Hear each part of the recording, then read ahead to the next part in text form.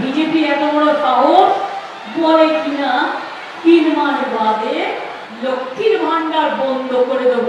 আমি বলে সাহস তো কম নয়, আমার যদি ইচ্ছে থাকতো না তোমার জিপটা ধরে টেনে এনে মানুষের কাছে দাঁড় করিয়ে দিতাম।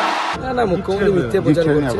বিজেপি এলে অন্নপূর্ণা ভান্ডার চালু হবে, 3000 টাকা করে মহিলারা পাবে, প্লাস 450 টাকা করে গ্যাস পাবে উজালা যোজনা। জ্বালা ধরানো গরম, তার মধ্যেই নেতা নেত্রীদের জ্বালাময়ী ভাষণ। বিজেপি এত বড় সাহস বলে কিনা 3 মাস বাদে লক্ষ্মীর ভান্ডার বন্ধ করে দেব।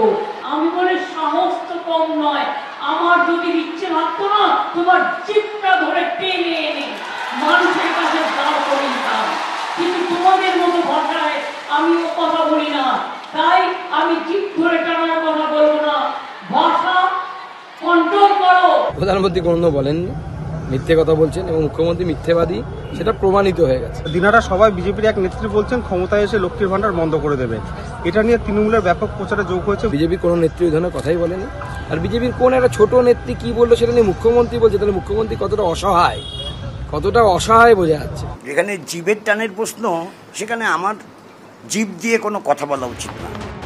সব মিলিয়ে ভোটের মরশুমে রাজনীতিবিদদের ভাষা নিয়ে প্রশ্ন থেকেই যাচ্ছে। আশাবুল হোসেন, মুন্না আগরওয়াল ও ব্রতদীপ ভট্টাচার্যর রিপোর্ট, এবিপি আনন্দ। নিয়োগ দুর্নীতি মামলায় কি আরও বেকায়দায় সুজয় কৃষ্ণ ভদ্র ওরফে কালীঘাটের কাকু?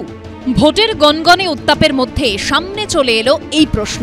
ইডি সূত্রে দাবি, ফরেন্সিক রিপোর্টে ভয়েস ক্লিপিংয়ের সঙ্গে মিলে গিয়েছে সুজয় কৃষ্ণ ভদ্রর কণ্ঠস্বর। সেন্ট্রাল ফরেন্সিক ল্যাবের সেই রিপোর্ট ইতিমধ্যেই তাদের হাতে পৌঁছেছে। ইডি সূত্রে খবর, এই সংক্রান্ত একটি বিস্তারিত রিপোর্ট আদালতে জমা দিতে চলেছে তারা। ভাইপোর কপালে দুঃখ।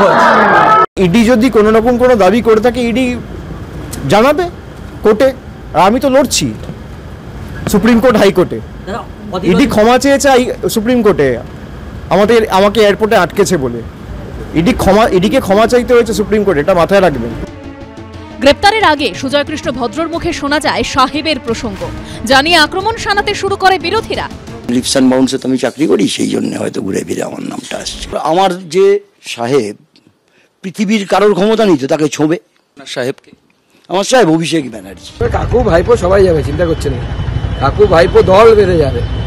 আমরা দুটি ভাই, শিবের গাজন গায়। কাকু ভেতরে গিয়ে বলতে শুরু করলে পরে কাকু একদম ভাইপোর পেছনে চাকু দিয়ে দেবে, পিঠে পরে চাকু দিয়ে দেবে ভাইপো। যদি কণ্ঠস্বরের সঙ্গে মিল খুঁজে পাওয়া যায়, যারা যারা এই প্রশ্নে সম্পর্কযুক্ত, তাদের গড়াদে ভরা উচিত। কালীঘাটের কাকুর কথা যাদের সঙ্গে বলেছেন, লেনদেন করেছেন, তাদের গড়াদে জায়গা হওয়া উচিত এবং এই ব্যাপারে কালো বিলম্ব করা উচিত না, এক্ষুনি করা উচিত। ভয়েস ক্লিপিংটা যার সাথে, তাকে অ্যারেস্ট করেছেন?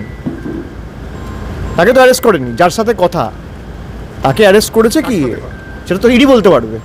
আমি তো ইডিতে চাকরি করি না। আদালতের নির্দেশের পর বহু কাঠখড় পুড়িয়ে গত 3রা জানুয়ারি মধ্যরাতে নাটকীয়ভাবে সুজয় কৃষ্ণর কণ্ঠস্বরের নমুনা সংগ্রহ করেছিল ইডি। প্রকাশ সিনহা, রানা দাস ও সুদীপ চক্রবর্তীর রিপোর্ট, এবিপি আনন্দ।